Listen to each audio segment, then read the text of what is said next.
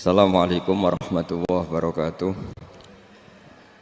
Bismillahirrahmanirrahim. Nahmaduka ya ghafuru ya syakuru. Mashalli wa sallim barik ala sayyidina maulana Muhammadin wa ala alihi wa sahbihi asma'in nama ba'du. Pernah ada orang hartanya itu habis karena ngobati ibunya. Terus datang ke saya, dia sumpek karena hartanya habis ngobati ibunya. Terus dia bilang, Gus, saya ini sekarang sudah miskin karena ibu saya sakit dan harta saya habis untuk ngobati ibu saya. Terus tak guyoni sama saya. Kon kepen pinter apa kepen goblok? Kepen pinter Gus. Ingin pinter apa ingin goblok? Katanya ingin pinter. Kalau ingin pinter bahasanya jangan gitu. Harta kamu itu masih di akhirat karena habis untuk ngobati ibu. Bayangkan kalau habis untuk maksiat itu habis betul. Terus dia mulai syukur. Alhamdulillah Gus, harta saya habis secara heroik karena untuk mengobati apa ibu. Sudah pinter dia. Akhirnya miskin sampai sekarang ya tetap pede saja karena masih punya tabungan di akhirat. Dan itu saya terinspirasi oleh ilmu juga.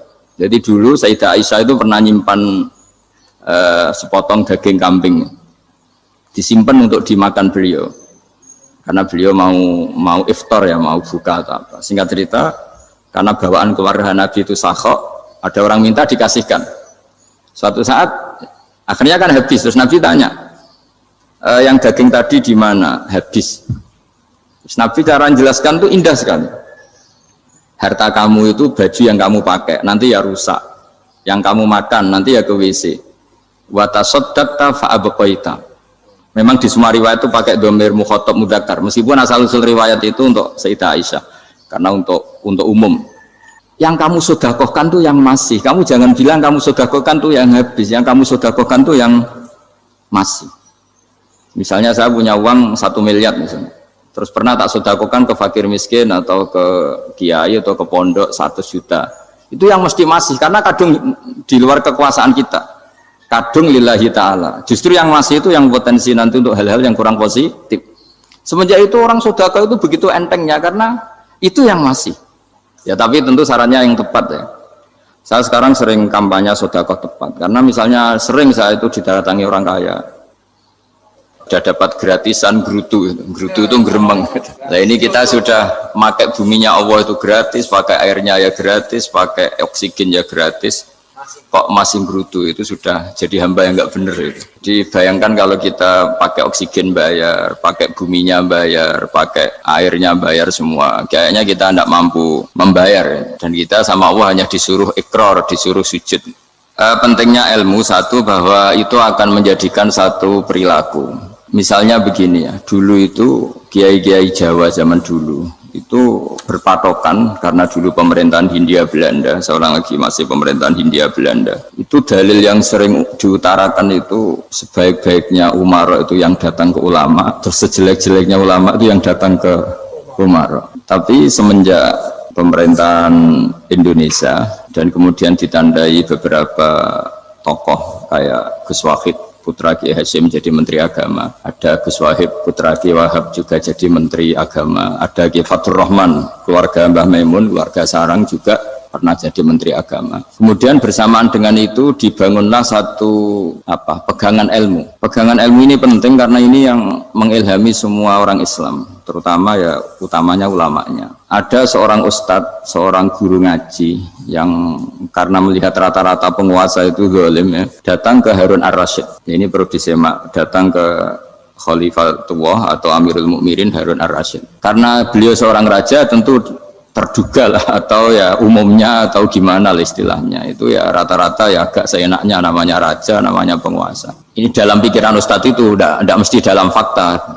Kemudian si ustadz itu matur, ya Amirul Mukminin, inni nasihun lak famusyaddidun alaika fala tajidanna fi nafsika syai'an. Saya ini mau nasihati Anda, kemudian saya cara nasihati itu keras, tolong jangan dimasukkan hati. Dia bilang famusyaddidun alaika, saya nanti kalau nasihati itu keras sekali, tolong dimaklumi karena ini penting, karena Anda harus dinasihati secara keras.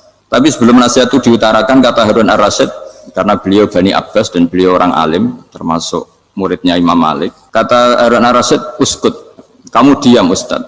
Inna Allaha ta'ala arsala man huwa khairun minka ila man huwa syarrun minni wa ma'adhalika yaqulu Allahu ta'ala faqula lahu qawlan layyinal la'allahu yatadzakkaru aw yakhsha.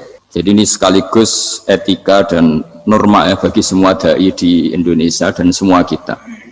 Wahai Ustadz kamu diam. Allah Ta'ala itu ngutus orang yang lebih baik ketimbang kamu, yaitu Nabi Musa, ke orang yang lebih jelek ketimbang saya, yaitu ke Fir'aun. Itu saja harus pakai etika faqula lahu qawlan layyinan. Kamu harus ngomong yang halus.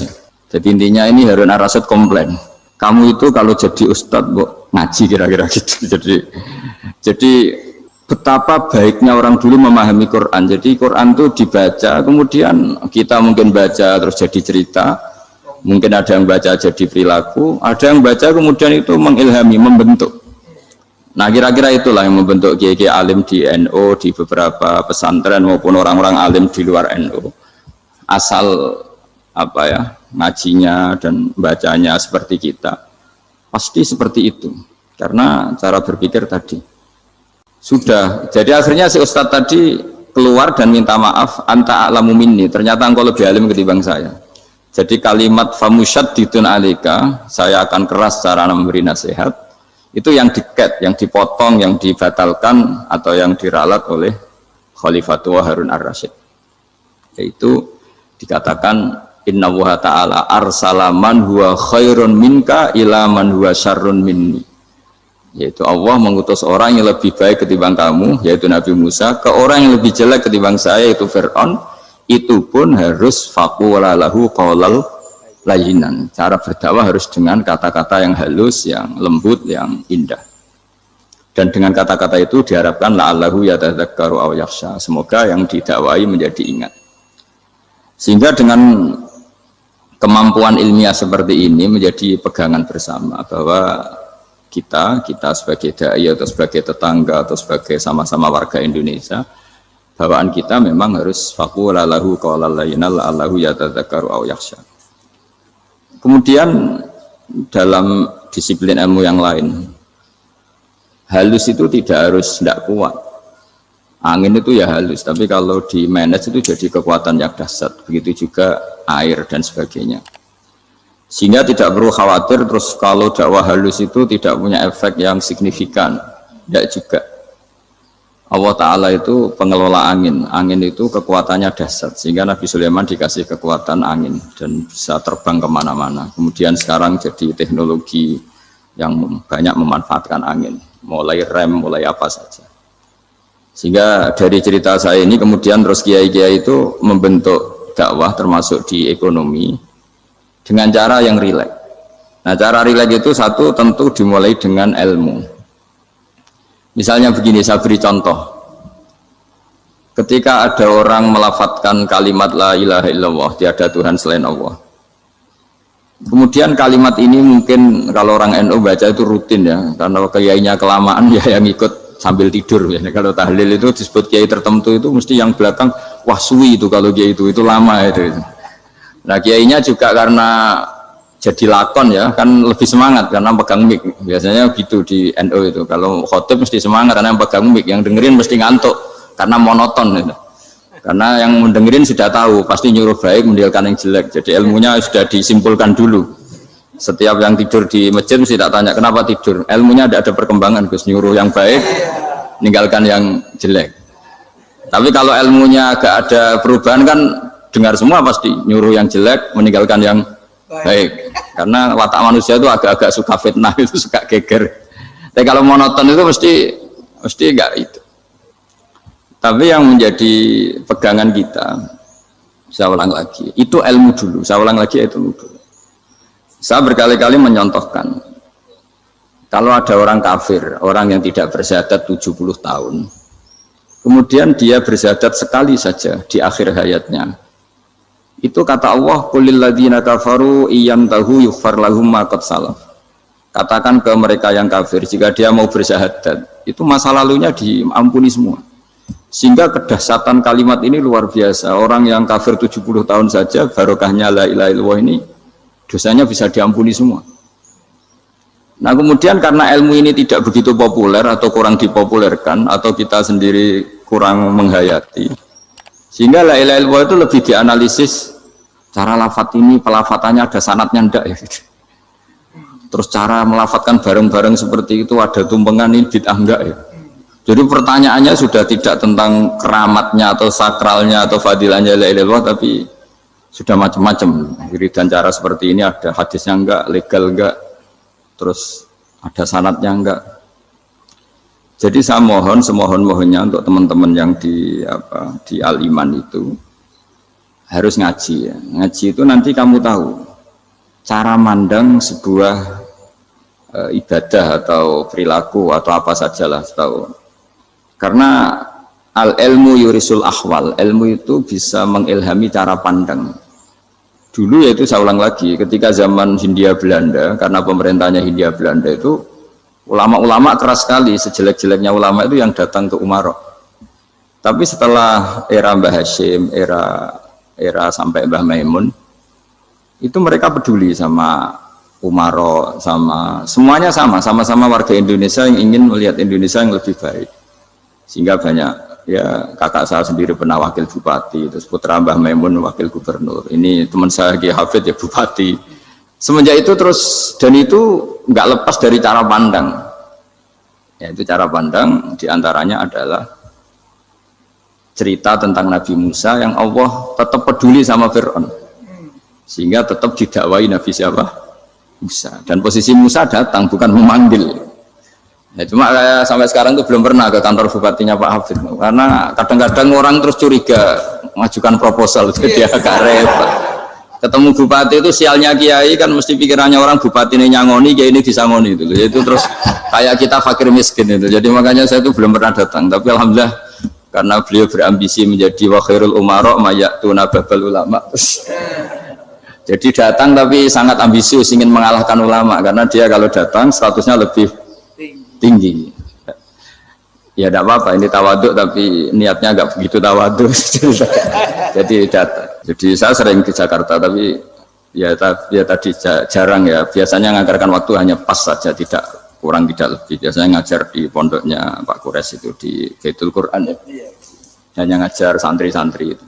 Nah, jadi pemahaman Quran dulu itu kata Imam Ghazali itu membaca Quran itu membaca, bukan bercerita. Kalau kamu membaca seperti ini, kunta qori'an, kamu pembaca. Pembaca itu yang mengambil pelajaran. Tapi kalau kamu hanya cerita, itu namanya kunta hakian. Sebenarnya Anda tidak membaca Quran, tukang cerita. Misalnya tadi, cerita Nabi Musa datang ke Fir'aun. Itu kalau kamu hanya cerita, wah dulu itu ada orang namanya Fir'aun, didakwai Nabi yang namanya Musa. Ya ini namanya tukang cerita. Kalau kamu pembaca tidak gitu. Betapa baiknya Allah, orang sengawur Fir'aun saja inginnya Allah masih ingin diselamatkan dengan mengutus Nabi Musa kekasihnya. Itu namanya kunta qori'an, kamu pembaca betul, bukan kunta hakian, kamu tukang cerita. Begitu juga seterusnya tentang Quran, ayat-ayat seterusnya.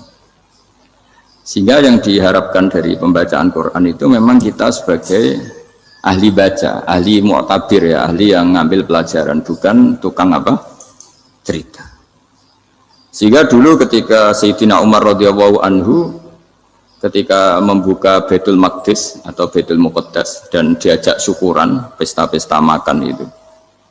Beliau nggak mau. Ketika ditanya kenapa engkau nggak mau? Alasannya itu langsung beliau baca Quran. Jadi saya punya sekian contoh. Saya ulang lagi, saya punya sekian contoh. Orang-orang dulu dengan Quran itu menyatu, bukan sekedar dihafal tapi menyatu. Sehingga bawaannya itu sudah Qurani, sudah Qurani. Saya beri contoh pertama Rasulullah SAW, nanti Umar kedua. Rasulullah itu pernah nggak makan sampai 3 hari. Terus ditanya oleh sahabat, lalu kekuatan engkau bisa hidup apa? Terus menghentikan al-aswadani, maksudnya itu tamar dan air, hanya makan kurma dan air. Tapi beliau tidak ketemu roti atau nggak ketemu nasi lah kalau orang Indonesia. Ketika hari ketiga dikasih makan oleh sahabat, dikasih dipotongkan kambing, kemudian baru makan 3 lukmah, kira-kira ya 3 asupan nasi, berhenti. Padahal sahabat yang lapar sama dengan Rasulullah itu membayangkan Nabi itu sampai kenyang, sampai apa. Tapi ketika ditanya, seperti ini pun nanti ada hisabnya. Walatus alunna yauma idzin anin naim. Jadi acara makan-makan gini itu nanti ada hisabnya. Nabi nangis. Akhirnya sahabat nggak jadi nerusin makan. Jadi ketakutan orang dulu sama ketika Sayyidina Umar dijak pesta ketika memenangkan Baitul Maqdis itu. Inna wa ta'ala ayyara qauman. Allah itu mengkritik sebuah komunitas kaum karena apa? Adhabtum thayyibatikum fi hayatikumud dunya wastamta'tum biha. Kamu adalah orang-orang yang jatah nikmat kamu sudah kamu habiskan di dunia. Adhabtum itu kalian habiskan jatah kenikmatan kamu di dunia. Wastamta'tum biha, kamu di dunia sudah berpuas-puas. Maka jatah Anda sekarang di akhirat habis. Sehingga Sayyidina Umar enggak mau pesta-pesta karena takut jatah nikmatnya habis. Kata beliau terus astabqi thayyibati, akan saya sisakan sisi-sisi kebaikan saya supaya tidak habis. Corong Jawa itu aja dientek-entekno biar jatahnya masih. Sehingga di dunia kiai itu ya meskipun saya akrab bupati, akrab mungkin wakil gubernur, saya itu ya jarang ketemu. Karena kalau orang Jawa bawaannya ketemu ya makan-makan, guyon-guyon. Nak keterusan ras mlebu swarga. Makanya saya pastikan Pak Yusuf Mansur ke sini tidak akan saya jamin, biar aja, biar jatahnya masih. Jadi ini bukan karena saya biar jatahnya masih. Ya, jadi itu ilmunya kiai. Nah, efek dari ilmu ini dahsyat. Kalau Anda berpikir tentang nasib Anda di akhirat, nanti bawaannya juga tidak akan mudah menyalahkan orang lain, tidak akan menghakimi orang lain karena sibuk dengan dirinya sendiri, tapi tidak dengan makna egois, tapi makna orang baik itu siapa? Orang yang sibuk dengan aib pada dirinya, dengan kekurangan pada dirinya, saking sibuknya mikir aibnya sendiri, tidak sempat mengoreksi aibnya orang lain. Itu awal ilmu. Ilmu itu tidak dimulai dari larangan. Kalau larangan karuan, tidak termasuk ahli surga, orang yang suka mengadu domba, tidak termasuk orang baik yang cari kesalahan orang lain. Itu namanya pelarangan. Tapi ilmu itu di atas nahi, di atas pelarangan itu. Kamu punya kesadaran bahwa kamu itu yang penting selamat dulu, jangan memikirkan orang lain. Dengan makna bukan egois, tapi dengan makna supaya tidak menyalahkan apa? Orang lain.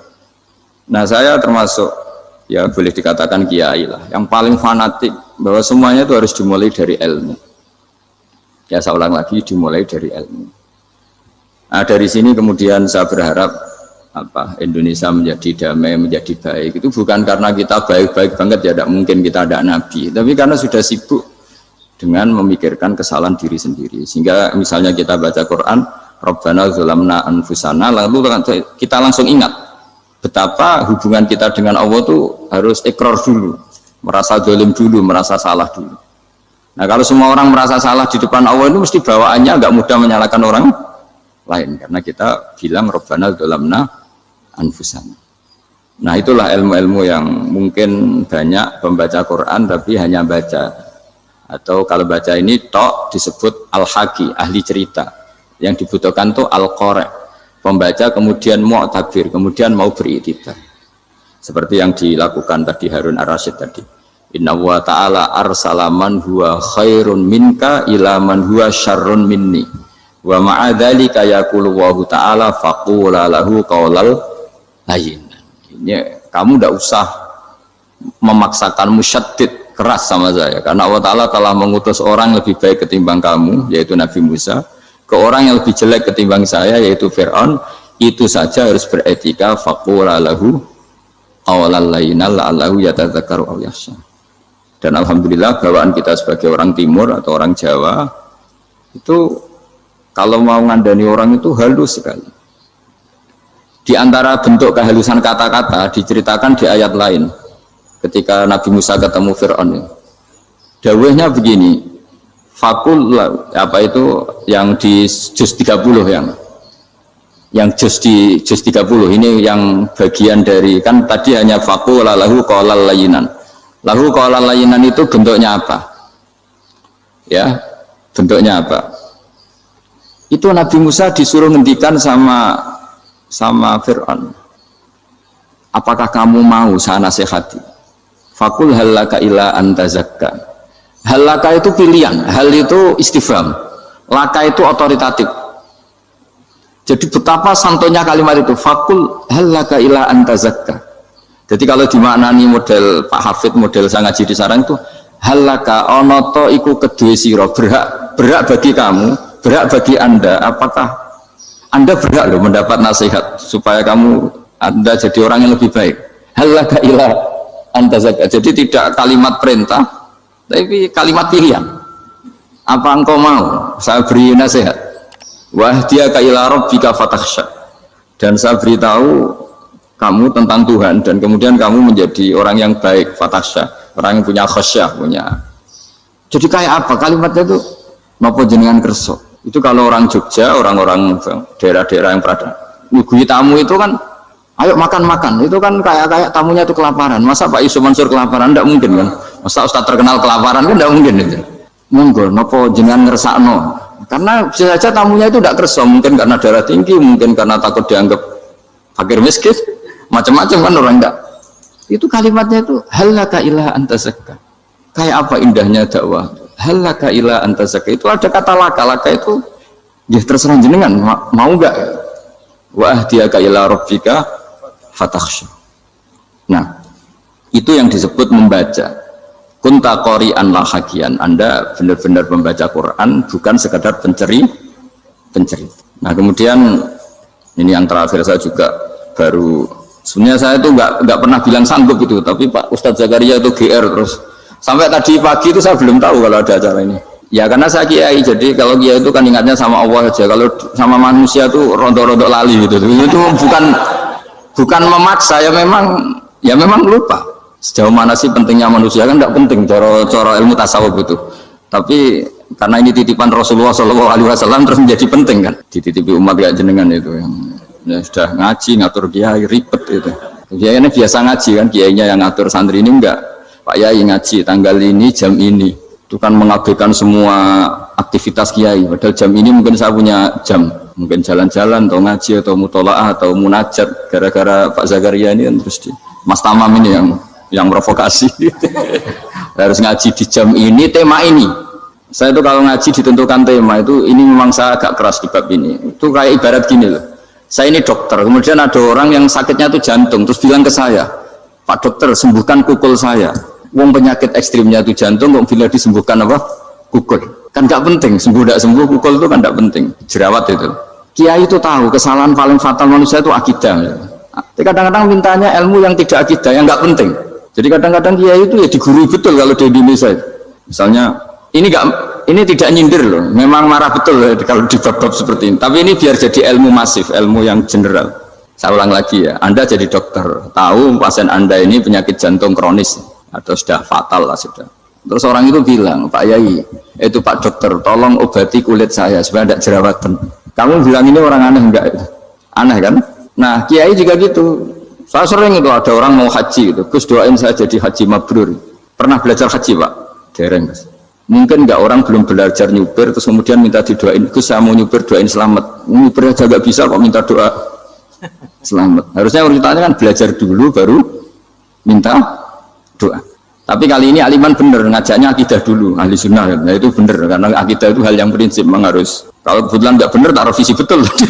Untungnya kalau temanya bener.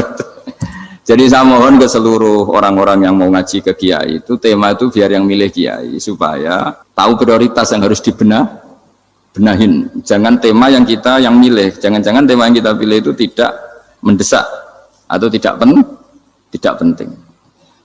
Ini bukan apa-apa, ini saking ingin baik saya ya, keinginan baik saya supaya dulu zaman sahabat ya gitu. Kalau ada pertanyaan salah sama Nabi dibenerin, cuma Nabi terlalu bijak, cara benerin tuh enak. Kalau saya karena tidak Nabi saja ya agak kasar kan, kalau tidak Nabi tidak wajib bener terus, yang wajib bener terus itu Nabi.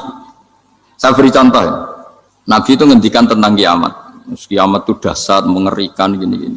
Kalau pikirannya orang kampung itu begini, Nabi ini aneh, cerita kiamat dahsyat tapi nggak ada tanggalnya, ada tahunnya, harusnya ada dong biar kita bisa persiapan. Sehingga Nabi disomasi di tengah-tengah khutbah itu, ya Rasulullah mata sa'ah.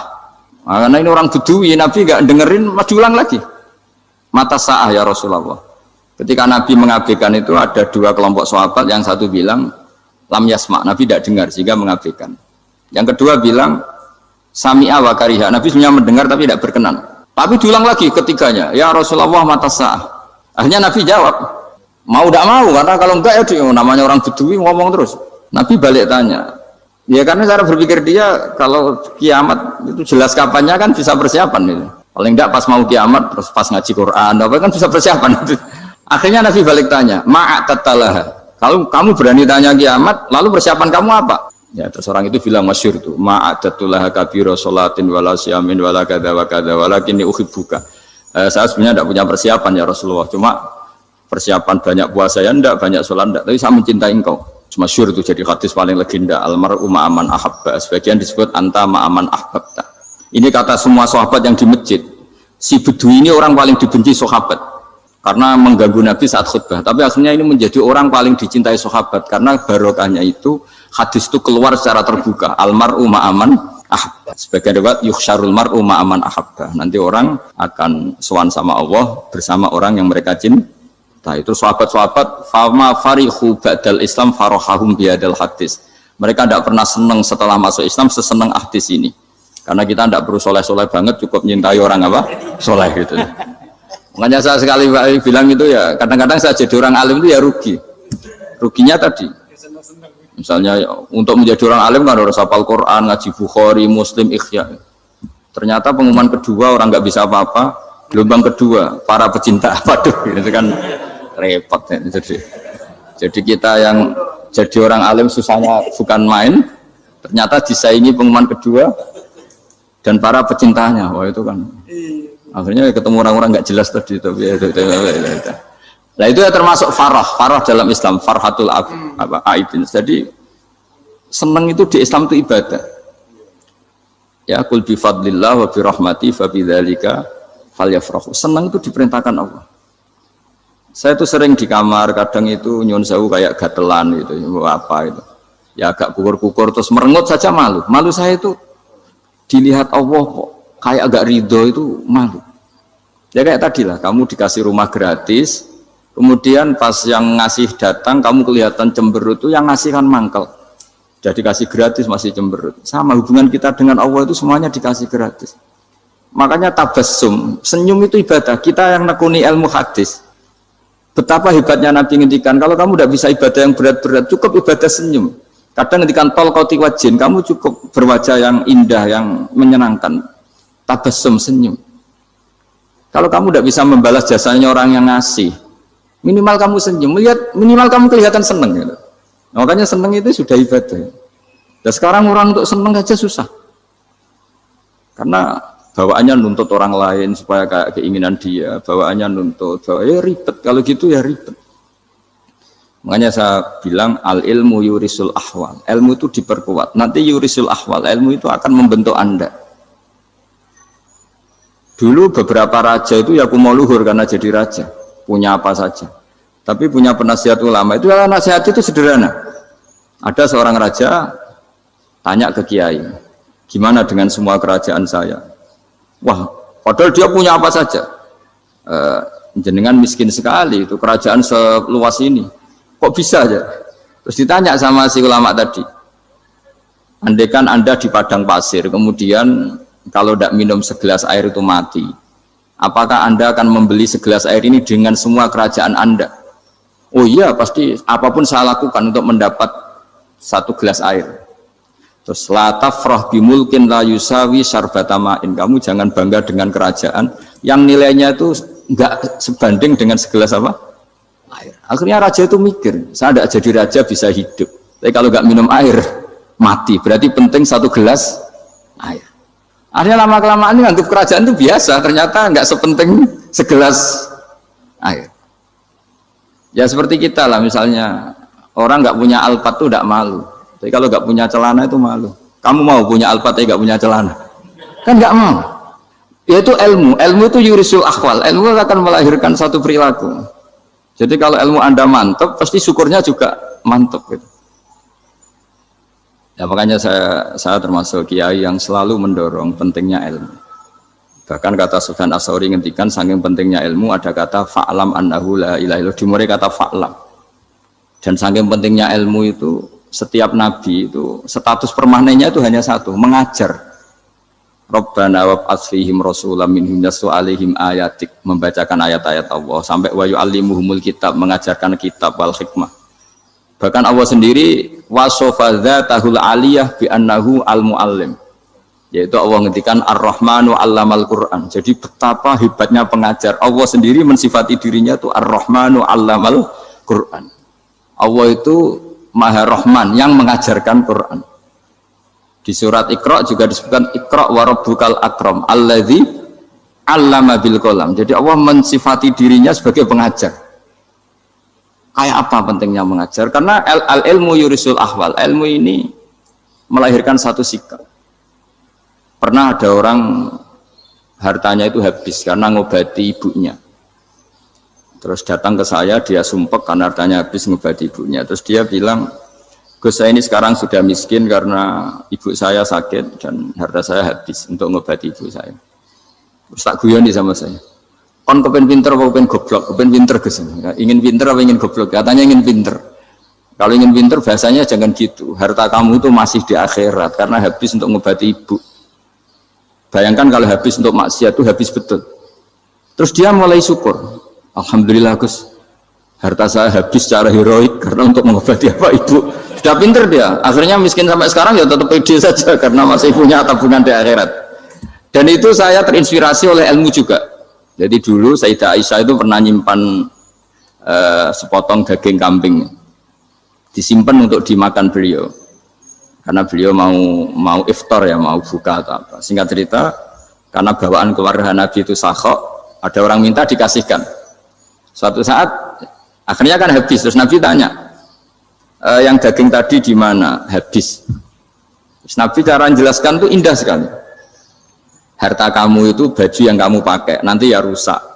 Yang kamu makan, nanti ya ke WC. Wa tasaddaqta fa abqaita. Memang di semua riwayat itu pakai dhamir mukhatab mudzakkar. Meskipun asal-usul riwayat itu untuk Sayyidah Aisyah, karena untuk umum. Yang kamu sedekahkan tuh yang masih. Kamu jangan bilang kamu sedekahkan tuh yang habis. Yang kamu sedekahkan tuh yang masih. Misalnya saya punya uang 1 miliar misalnya. Terus pernah tak sedekahkan ke fakir miskin atau ke kiai atau ke pondok 100 juta. Itu yang mesti masih karena kadung di luar kekuasaan kita. Kadung lillahi ta'ala. Justru yang masih itu yang potensi nanti untuk hal-hal yang kurang positif. Semenjak itu orang sedekah itu begitu entengnya karena itu yang masih. Ya tapi tentu sarannya yang tepat ya. Saya sekarang sering kampanye sedekah tepat karena misalnya sering saya itu didatangi orang kaya. Gus, saya ini punya uang banyak, ingin punya masjid biar dipakai orang Jumatan. Terus saya bilang, kamu ingin jadi orang baik betul apa baik versi Anda? Baik betul Gus. Tak ajarin mau, gak tersinggung, mau Gus. Kalau Anda bikin masjid di kampung Anda, masjid terbaik di dunia sekalipun, yang bingung saya ahli fikih. Kok bisa? Kan terjadi 2 Jumatan, nanti sahnya yang mana? Kamu enak aja bikin masjid, kan? Kamu bikin masalah baru bagi kiai fikih di daerah kamu. Belum nanti orang terus migrasi ke masjid Anda karena lebih baik, koriknya lebih baik. Kamu membunuh masjid yang lebih tua, itu nggak sopan sekali, masjid itu sudah lebih tua kamu. Akhirnya mikir, nggak usah Gus kalau gitu, sedekah apa saja, yang penting perintah dengan gimana. Ya sudah. Jadi sedekah itu juga harus dibina supaya kalau orang kan bisa saja kan uang 100 juta itu untuk fakir miskin manfaat, ternyata untuk masjid yang sifatnya aksesoris, untuk lampu yang kristal yang mahal-mahal bukan yang pokok. Itu pentingnya ngaji ya. Jadi lagi-lagi al-ilmu yurisul ahwal. Ilmu itu melahirkan satu sikap. Jadi ketika ada masjid baru, kalau orang nggak bisa ngaji fikih, wow ada masjid baru, masjid banyak. Tapi kalau yang ngaji fikih ngerti ini malah ada masalah baru karena ada ta'dudul Jum'atan. Gimana hukumnya 2 Jum'atan dalam kondisi yang tidak mendesak. Makanya sekarang saya baru kampanye itu. Dulu itu kalau ada masjid banyak itu kan faktornya beda ormas, beda pemahaman atau agak jauh, masih hukum sosial atau bawaan kondisi. Misalnya di dekat UGM itu ada masjid kampung pertama, bawaan masjid karena ada kantor besar atau bawaan ada pabrik besar atau ada sekolahan besar. Tapi sekarang itu ada pertanyaan baru, ada masjid baru karena ada orang kaya ingin bikin masjid. Itu gimana itu hukum? Nah, tapi kalau orang tidak nekuni fikih itu ya langsung wah bagus untuk bangun masjid. Bagus piye gini sing kangelan memfikihkan tadi. Nah itu ilmu. Jadi kalau yang tidak nekuni fikih itu ya tidak tersiksa, tapi yang nekuni fikih itu pasti tersiksa karena seperti itu tadi. Ya jadi saya mohon di antara cara kita dakwah secara damai itu dimulai dari Robbana Zolamna Anfusana. Itu dipakai Nabi, di redaksinya digenti Diganti dengan makna supaya kita per individu matur Allah, apa ini zulam tu nafsi zulman kabiron katsiran. Nah, bawaannya orang mengaku zalim, mengaku salah itu kan sudah tidak sempat mikir salahnya orang apa lain. Dan dari sini kemudian dia jadi orang yang tawadhu, yang ubudiyah, yang macam-macam. Sehingga Nabi ini bukan dianggap ya, pasti penjelas terbaik. Terus Allah meredaksikan wa ma tuqaddimu li anfusikum min khairin tajiduhu indallah. Apa saja kebaikan yang kamu sudah berikan untuk Allah sampai akhirat itu ya pasti kamu temukan di akhirat. Terus yang terakhir saya beri contoh orang peminta-minta, sa'il. Itu Sayyid Ali Zainal Abidin, kalau ada orang minta-minta terus dikasih, misalnya dikasih ya 100.000 atau 50.000 atau 10.000 sesuai kemampuan yang memberi, itu marhaban biman hamala zadi ilal akhirah. Saya terima kasih ya, gara-gara kamu minta uang saya jelas sudah sampai akhirat. Coba kalau di rumah bisa saja untuk hal yang tidak positif. Jadi bawaannya itu, cara pandang itu rubah. Jadi sebenarnya kalau kita ngasih uang di masjid, ngasih kiai atau ngasih fakir miskin, ya uang itu yang masih, bukan yang habis. Itu watasodak kata fa'abqaita, yang kamu berikan itu hakikatnya yang masih. Karena sudah ada kamu otak-atik lagi, makanya disebut wakaf. Sebenarnya wakaf itu dulu secara makna lughat, saya ulangi secara lughat, maknanya itu sudah berhenti. Wakafun maknanya berhenti. Nah, sedekah itu dari kata sedekah maknanya benar. Orang yang sering sedekah berarti imannya benar. Orang yang uang sudah diberikan berarti dia sudah terputus, wakaf berhenti dari hubungannya dengan dia. Sudah dikasihkan berarti selesai. Sehingga wakaf dan sedekah itu sebenarnya maknanya saling melengkapi. Kemudian orang-orang fikih karena ada disiplin ilmu tertentu, wakaf itu untuk sedekah yang permanen, yang abadi, kemudian sedekah untuk infak. Tapi itu kan hanya istilah-istilah dalam disiplin ilmu. Sebetulnya kalau pakai ilmu yang umum, sedekah ya bisa disebut wakaf, wakaf ya bisa disebut apa? Sedekah. Karena maknanya sedekah itu wakaf. Wakaf itu apa? Qat'u raqabatil malik an hadal mal atau an malih. Hubungan pemilik harta ini terputus dari harta itu. Jadi misalnya saya sudah wakaf tanah ini ke masjid, sudah diterima, buat saya kepikiran gadekan atau menjual sudah tidak bisa, sudah berhenti di situ saja hubungan saya dengan kepemilikan harta itu. Makanya disebut apa? Wakaf. Dan kalau saya wakaf berarti menunjukkan kebenaran iman saya karena sudah menafkahkan sebagian harta untuk Allah Ta'ala. Disebut sodik, sodak. Makanya bahasa Arab itu gampang ya, kalau sodalqoh, sodaqoh. Orang kalau bayar mahar disebut sodak karena menunjukkan cintanya. Teman yang setia disebut sodik karena ya benar dalam berteman. Abu Bakar disebut as-siddiq karena sangat membenarkan kanjeng Nabi, dan seterusnya dan seterusnya. Jadi begini ya, kalau dalam fikih Islam, misalnya ini ada di beberapa literatur fikih, di semua fikih, baik mazhab Syafi'i, Hanafi, Hambali, di semua kitab fikih. Misalnya ada orang mau masuk Islam, terus konsultasi sama ustadz atau sama kiai, Pak saya mau masuk Islam, kamu nggak boleh ngambil sikap monggo ngeteh dulu, itu tidak boleh.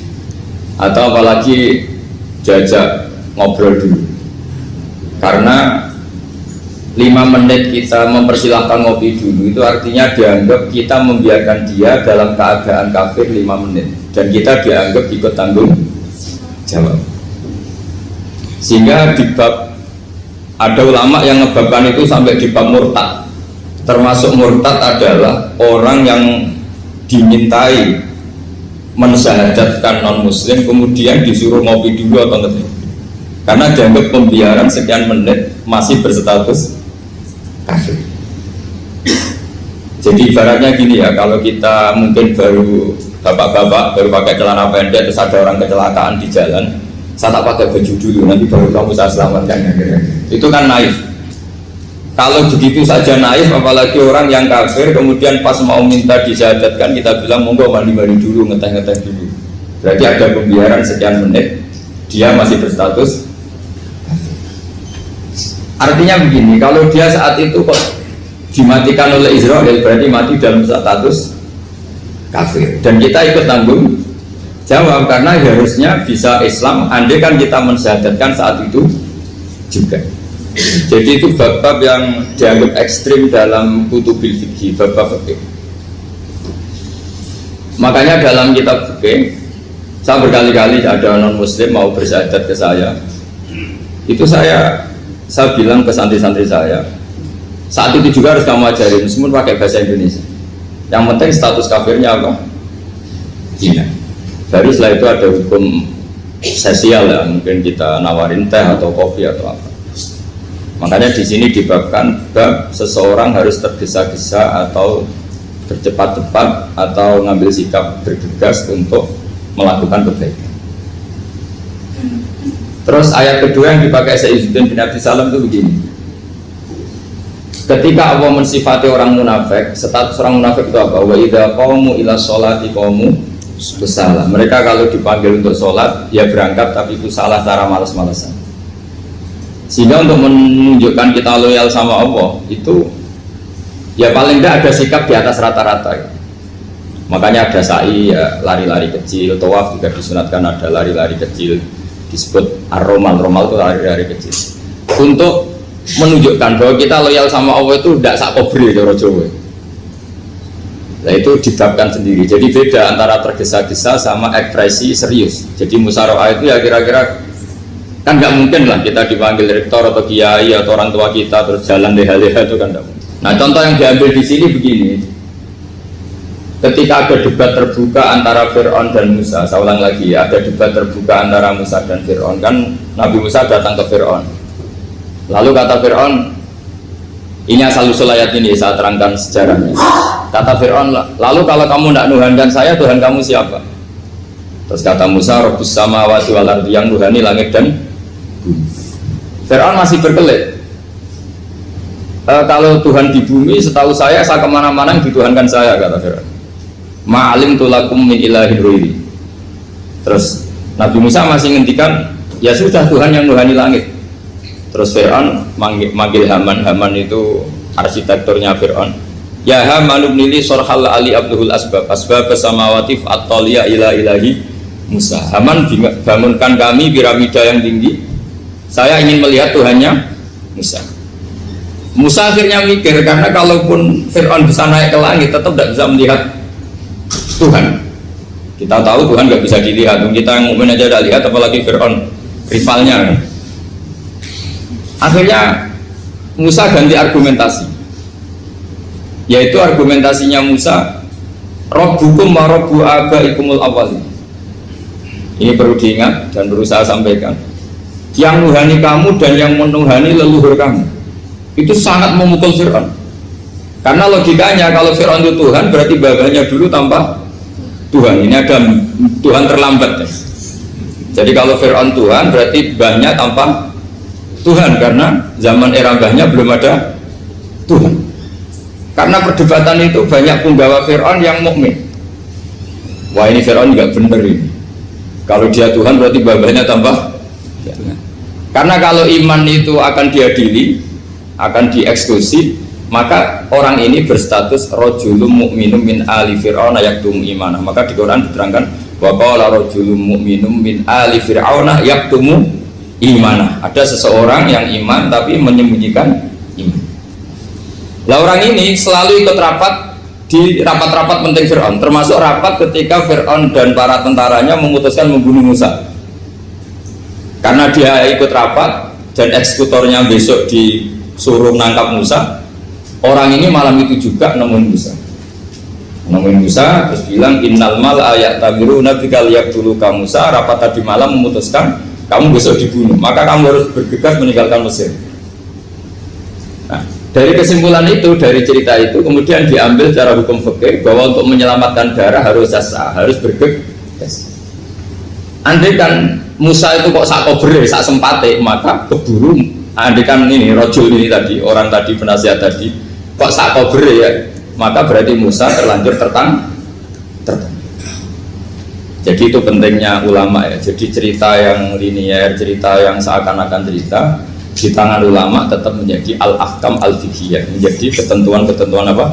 Fikih. Jadi yang diambil di sini adalah lelaki tadi yang ikut rapat tadi bergegas menemui Musa, memberitahu kalau kamu besok mau dieksekusi, fakhrus, maka kamu harus secepatnya keluar dari Mesir untuk menyelamatkan diri. Terus oleh Sayyidina bin Abi Salam dibabkan bab harus tergesa-gesa menyelamatkan darahnya orang apa? Islam. Jadi ini penting saya sampaikan. Jadi al-qasas ya, semua cerita di Quran itu tidak sebagai cerita, karena Quran tidak ingin melahirkan pendongeng, tapi harus menjadi ibrah, menjadi teladan. Jadi makanya terus di kitab-kitab ulumul Quran diterangkan al-qasas ya, beberapa cerita di Quran adalah semuanya menjadi ketentuan fikih. Saya ulang lagi ya, semua cerita yang ada di Quran itu menjadi ketentuan fikih, meskipun alurnya apa? Cerita. Kayak tadi kan alurnya cerita bahwa lelaki ini bergegas nemui Musa supaya Musa cepat keluar dari Mesir. Terus dibabkan babul musaroah ilam musifid. Saya teruskan. Wa kama laro'aina ma yaqtulu musliman law tabtu'u alaihi laqata lahu fal musaroah ila takhrisihi min wajibatun. Idlaisal unatu mahmudatan fi kulli syai'in falaha mawatin tuhmadu fiha wa mawatin tutamu fiha wa kadzalika al-musaroah wal lain wal dhulta wa ghairuhuma. Terus cara berpikir ulama, saya pernah baca dalam satu sejarah ulama besar namanya Sufyan Ats-Tsauri. Sufyan Ats-Tsauri itu menjadi wali itu gara-gara kalau sholat di masjid itu beliau datang sebelum azan. Saya ulang lagi, beliau datang sebelum azan. Ditanya, kenapa kalau kamu datang sebelum azan? Saya ini gak ingin jadi hamba yang buruk. Hamba yang buruk atau pembantu yang buruk adalah setempe nunggu dipanggil. Misalnya kita tahu majikan kita pasti manggil jam 7, kemudian jam 7 itu Anda masih ngopi, masih tata-tata, itu kan tidak menghormati majikan. Harusnya kamu setempe di jam yang saat itu pasti majikan Anda memanggil. Kata beliau, saya tidak ingin seperti pembantu yang buruk, datang nunggu apa? Dipanggil. Jadi itu ada beberapa spirit ya, atau inspirasi dari aturan-aturan mahabbah.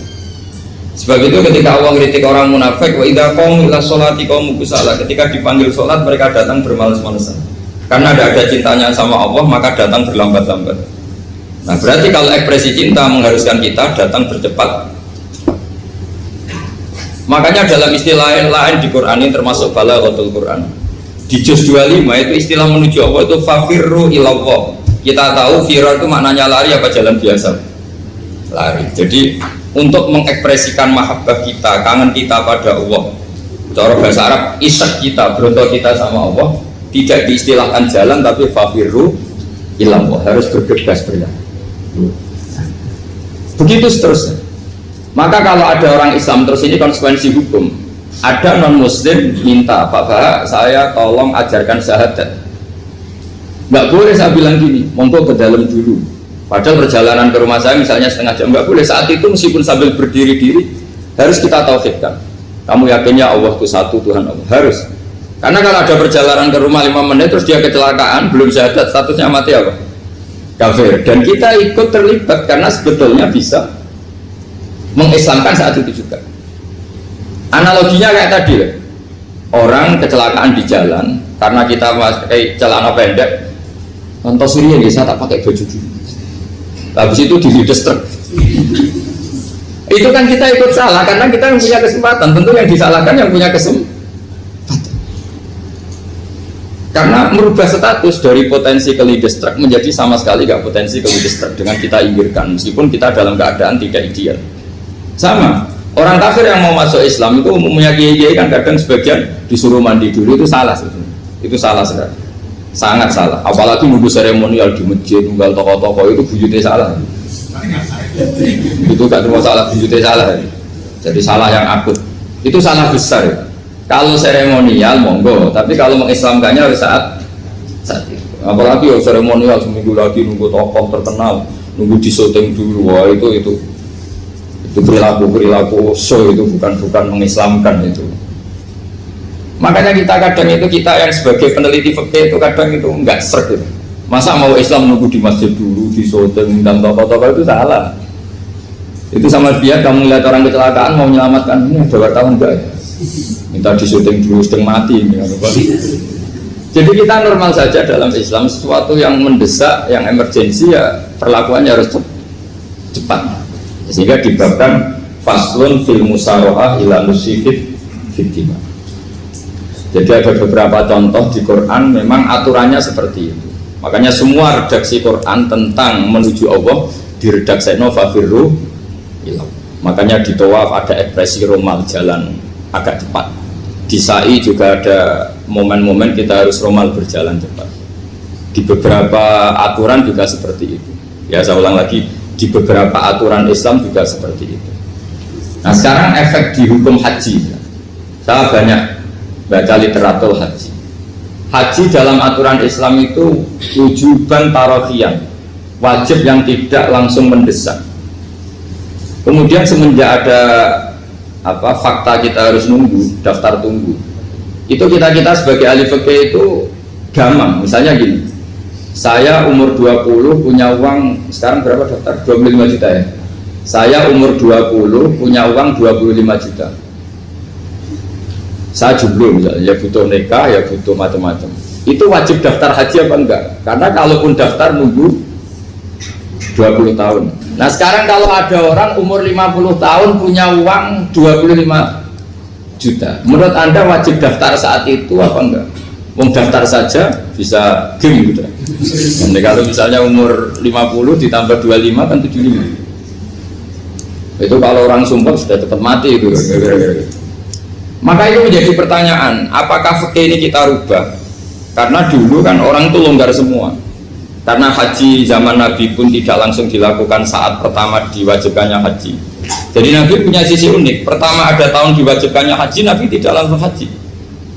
Sebab itu ulama berkesimpulan kalau wajibnya haji tidak langsung. Maka fikih itu memang unik. Sholat juga gitu. Ada istilah begini dalam sholat. Watajibu sholat ala kulli muslimin wujuban muwassa'an. Di semua kitab fikih takbirnya seperti itu redaksinya. Wajib sholat dilakukan orang Islam wujuban muwassa'an, wajib yang ada longgarnya. Sehingga ketika zuhur jam 12 WIB kita dengar azan, boleh sholat setengah 1, jam 1, setengah 2, jam 2. Karena memang wujuban muwassa'an, memang ada batas akhir waktu misalnya sampai setengah 3. Nah problemnya begini, misalnya setengah 1 Anda pasti dipanggil majikan kamu yang diharuskan melakukan satu aktivitas, misalnya Anda pilot, yang nggak mungkin sholat lagi di kokpit. Apakah status wujuban wasaan wajib yang longgar menjadi hilang karena setelah itu tidak ada kesempatan lagi sholat? Apa tetap kita sebagai ahli Islam yang agak balelo tapi alim, misalnya ya sudah tetap jadi pilot, nanti kan ada aturannya sendiri, ada rukhsahnya sendiri, ada kemurahan sendiri, kita sudah jadi pilot. Misalnya sholat tanpa harus menghadap kiblat, sholat yang tetap di perjalanan. Kira-kira Anda kalau jadi ahli fikih milih mana? Milih harus sholat di depan apa tetap memberi kelonggaran? Gak apa-apa sholat sambil apa? Nyuper ya, sambil pilotin apa pesawat. Anda milih mana? Karena kalau konstitusi ilmu itu memang harus ada, dengan tanda kutip ya, memang harus ada nakalnya. Kalau nggak nakal malah gak sah. Memang unik ilmu itu. Karena ilmu itu kalau dipaksakan lurus terus, itu nanti malah bengkok karena menghilangkan rukhsahnya Allah, kemurahan Allah. Tapi kalau dipaksakan rukhsah terus, murah terus, nanti dianggap menyepelekan hukumnya Allah. Maka kita yang ahli fikih itu pusing. Misalnya saya sering ditanya, Gus saya ini supir bis, kan musafir terus, berarti saya boleh nggak puasa terus pada Ramadan? Coba kalau ada jadi ahli fikih mesti bingung. Mau boleh, ya boleh terus supaya orang nggak peduli sama Ramadan. Mau mengatakan wajib puasa, kayak nggak peduli dengan kemurahan Allah yang membolehkan musafir tidak puasa. Coba loh, Anda jangan jadi ekstremis yang misalnya bantah kok protes kok, ini kan. Jadi memang mengkaji ilmu itu ya, makanya dengan tanda kutip itu harus ada nakal, tapi nakal yang baik, bukan nakal. Nakal itu kalau bahasa Jawa itu kan tidak harus dosa, seperti anak kecil menek-menek itu, tuh bocah kok nakal, padahal anak kecil menek itu haram dah. Enggak kan? Malah orang tuanya yang bentak itu yang haram. Yang nakal betul ya ibunya yang bentak cerewet itu, karena ibunya orang yang sudah mukallaf, sudah tua, salah langkah yaitu bentak. Kalau anaknya naik meja itu ya sebenarnya bahasanya tidak nakal, lucu. Oh jebles pinter coba bisa munggah meja, harusnya diapresiasi. Tapi rata-rata itu semua akal mencampur gelas. Coba malah boe malah mecano tabungan. Bapaknya marah tukang nguras tabungan. Sebetulnya senakal-nakalnya anak kecil itu nakal orang tuanya, itu pasti. Karena ini sudah kena kitab, sementara anak-anak belum kena. Saya pernah punya tamu, karena di tradisi Kiai itu sering punya tamu.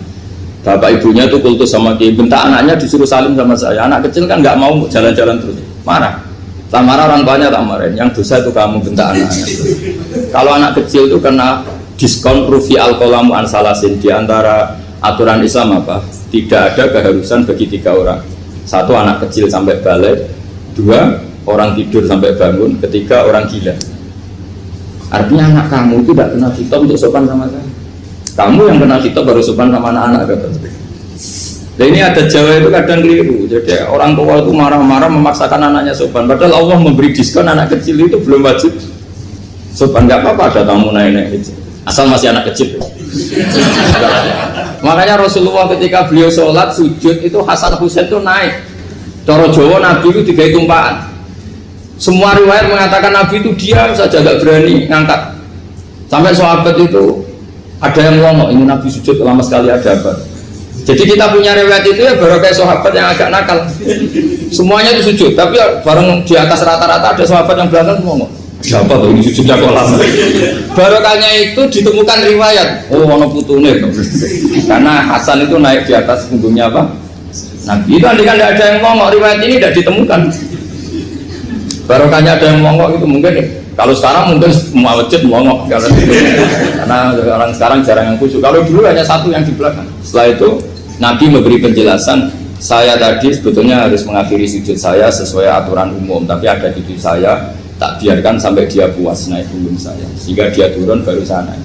Filosofinya apa? Begini, anak kecil 1 udah kena kitab, 2 jangan sampai sholat itu jadi problem. Kalau Nabi nyentak Hasan, membentak putu lono bayi sholat kok diganggu, maka sholat menjadi trauma. Gara-gara sholat bahasa bentak saya, lama-lama anak ini trauma dengan sholat karena dianggap problem. Makanya saya termasuk kiai nggak berpendapat anak kecil nggak boleh di masjid.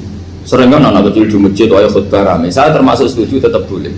Kalau dibentak di masjid maka dia trauma dengan masjid. Saya ke masjid dibentak, lagi pula kadang-kadang orang tuh gaya-gayaan toh, wah rame orang khutbah rame nih, padahal kalau nggak diramein anak-anak malah udah tidur. Kita kan tidak bisa menjamin kalau perilaku kita lebih baik gitu. Mendingan kan anak-anak main di masjid dibanding di karaoke kan.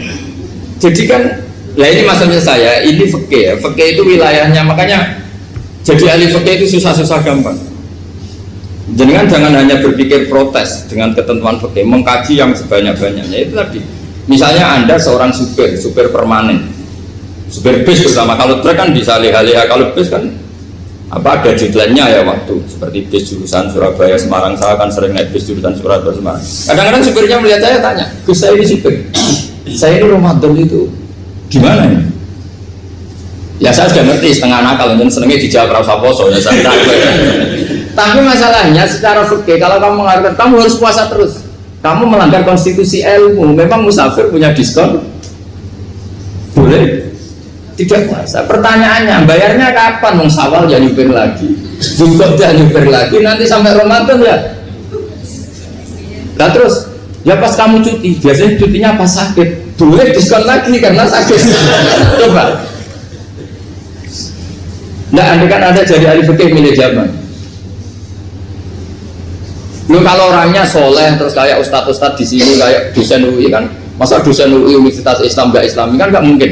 Mungkin memilih poso kan. Masalahnya ini kan hukum untuk orang kebanyakan, nggak boleh hukum musuh gak kuat. Sahur jam 3:30 ngambil vitamin pokoknya harus kuat. Itu tidak hukum, itu saran. Hukum itu beda dengan saran. Hukum itu hanya berbicara musafir itu boleh stop.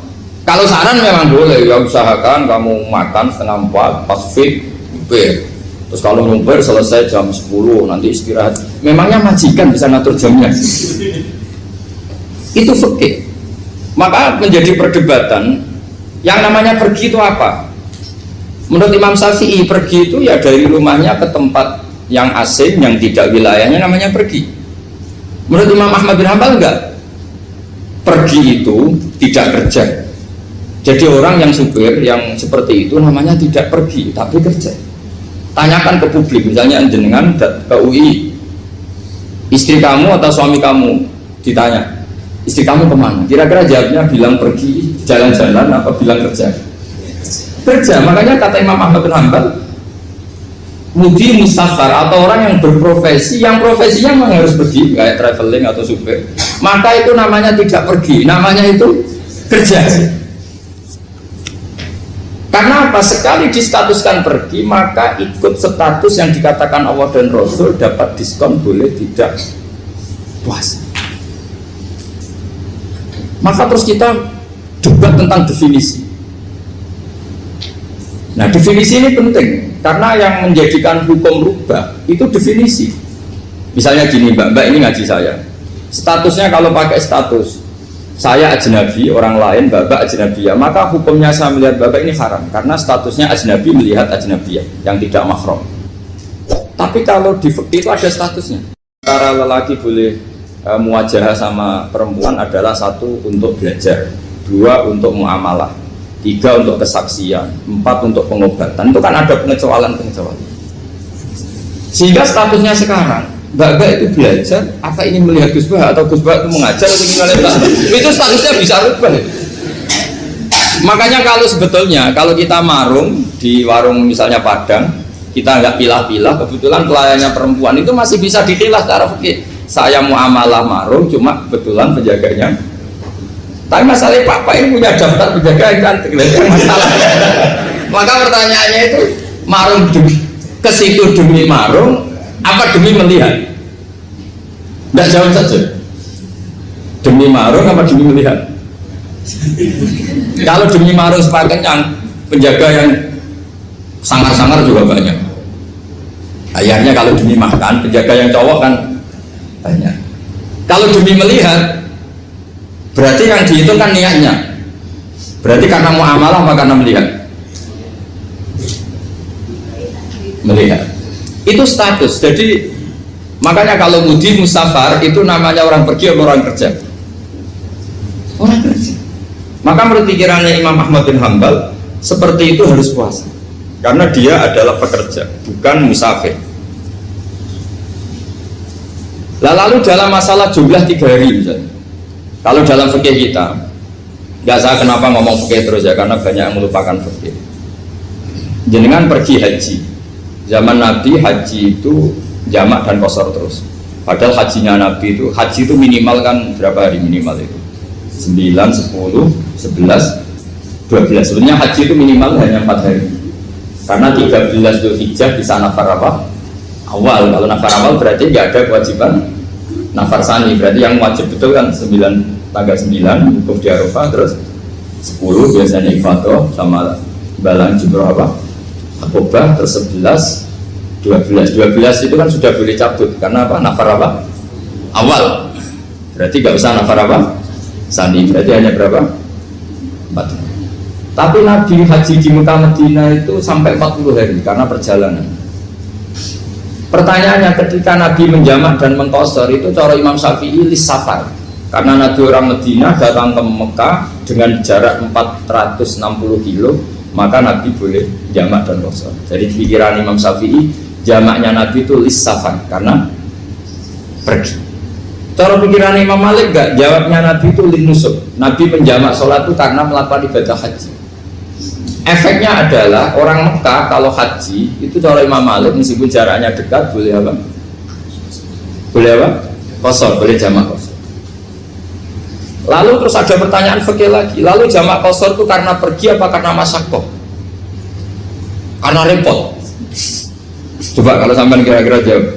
Misalnya kita orang kaya bawa uang 1 miliar, naiknya Alphard, ada supirnya, ada ajudannya, pergi di jarak 100 kilo. Masyarakatnya kan tidak ada sama sekali, apalagi di tol kebetulan nggak macet. Kira-kira boleh jamak nggak? Boleh, terus karena pergi, tapi kan nggak ada repotnya sama sekali. Dibanding misalnya yang ngebis bawa beras 1 kintal gitu, udah gitu suruhan orang lagi kan pusing. Maka fikih ini untuk memberi hukum itu, kalau fikih itu menstatuskan dulu. Ini orang boleh jamak itu karena masyaqqah apa karena safar. Lalu kalau setelah karena safar itu karena jaraknya apa tingkat masyaqqahnya. Kalau karena jaraknya ya tidak juga gini maksudnya. Mungkin Anda tidak pernah terpikir begini. Kalau saya mau ke Jakarta, kemudian sampai Purworejo itu sudah waktu zuhur, saya boleh nggak zuhur di situ sama masak? Boleh kan? Padahal perjalanan saya belum capek. Artinya nunggu boleh jamak itu setelah kita menempuh jarak itu apa menuju, sedang menuju dan niat. Sedang menuju dan niat. Misalnya saya mau ke Jakarta, saya orang Sleman mau ke Jakarta, itu sampai mana itu Magelang itu sudah boleh jamak kan? Boleh kan? Boleh karena saya mau ke. Nah pertanyaan secara fikih mungkin Anda tidak terlintas. Ternyata ditelepon sama istrinya nggak jadi pergi. Padahal sholatnya kadung di jamak duhur dan asar. Apakah setelah di rumah sholat lagi? Teman nggak pernah mikir gitu. Jadi orang fikih itu sudah pusing, makanya jangan diprotes terus. Kita ini sudah pusing. Ya orang itu enak aja protes terus. Nggak perlu didengar, nanti wajib sholat lagi enggak? Dia bolehnya jamak kan berdasar berstatus musafir. Ternyata setelah Magelang ditelepon istrinya nggak jadi. Dia kadang sholat duhur dan asar. Setelah pulang masih jam 1. Terus ada asar, wah sholat. Kalau ada sholat lagi apa enggak? Jangan saran. Kalau saran, wah sebaiknya sholat lagi. Itu tidak hukum, itu saran itu namanya. Saran dengan hukum beda. Sholat lagi beda. Ketika ada jabah itu berdasar malas atau berdasar hukum? Apa? Nah kalau Anda sholat lagi, pertanyaannya gini, Allah itu tidak punya tradisi mewajibkan 2 kali. Pertanyaan fikihnya mesti gitu. Dan saat Anda di Magelang menjamak itu melakukan sesuatu yang disahkan oleh agama. Berarti pas Anda jamak duhur asar, sesuatu pas melakukan itu kan berstatus sah dan boleh. Meskipun setelah itu ada masalah, istri kamu nelpon terus pulang. Tapi pas itu kan sudah dinyatakan oleh malaikat sah, Anda sudah duhur dan asar. Kalau melihat itu tidak wajib mengulang. Tapi bisa saja malaikat ada yang usil. Itu sah karena Anda berstatus musafir. Berhubung status Anda hilang, maka poin Anda sudah sholat juga hilang. Kamu milih fikih yang mana? Jadi peneliti fikih itu beda dengan orang-orang yang dengarin protes. Beda karena nengkuni itu beda karena ada konsekuensinya. Makanya fikih itu sampai saya punya kitab fikih itu dikarang satu orang itu jumlahnya 20 jilid, per jilid itu segini. Jadi satu meja ini dikarang satu orang. Itu mulai yang presisi, yang detail, sampai yang khayal. Yang khayal juga ada. Yang khayal itu tadi beliau banyak mengkhayalkan gini. Suatu saat Anda datang ke Mekah itu hanya butuh waktu 20 menit. Zaman itu belum ada pesawat. Lalu budak jamak, budak nakal. Nakal itu begini. Sama orang kaya punya jet pribadi, misalnya Anda Ronaldo masuk Islam, orang kaya itu bisa nggak puasa karena begini, misalnya dia orang, contohnya orang Arab ya, orang Arab, jangan orang. Dan contohnya itu dibalik saja. Di sini itu kalau imsak jam berapa? Imsak Ramadan jam berapa? 3:30 aja biar aman ya. Kalau 3:30 kan masih imsak. Dia terbang ke Mekah.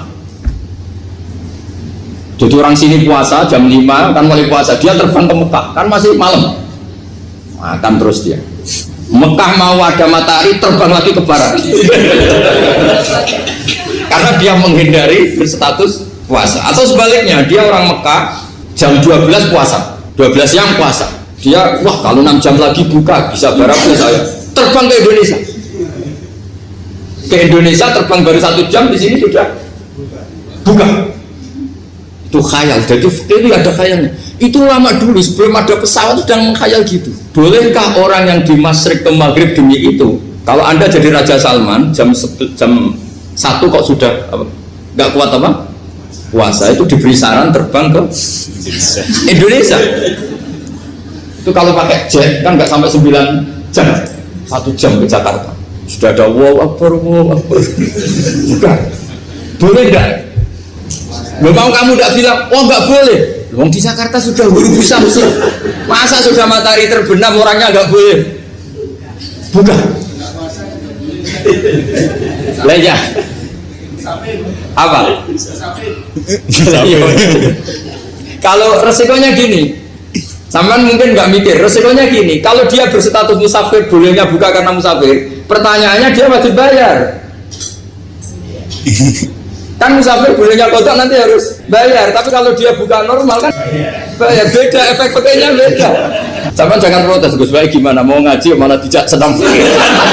Ini kan ngajinya para dosen, para pegawai, jadi harusnya itu jadi mufti, ngaji untuk jadi mufti, bukan ngaji untuk mendengarkan. Jadi makanya saya mohon jangan sering protes sama ulama, ulama itu sudah pusing. Karena efek-efek hukum itu tidak gampang. Kayak tadi misalnya, kalau dia boleh buka atas nama musafir, resikonya wajib bayar. Masalahnya Raja Salman ini mau enggak? Dia inginnya. Maka pertanyaannya itu kitab yang milik saya tadi yang 20 jilid tadi. Ulama itu mulai dulu sudah membayangkan bagaimana kalau suatu saat ada satu kendaraan.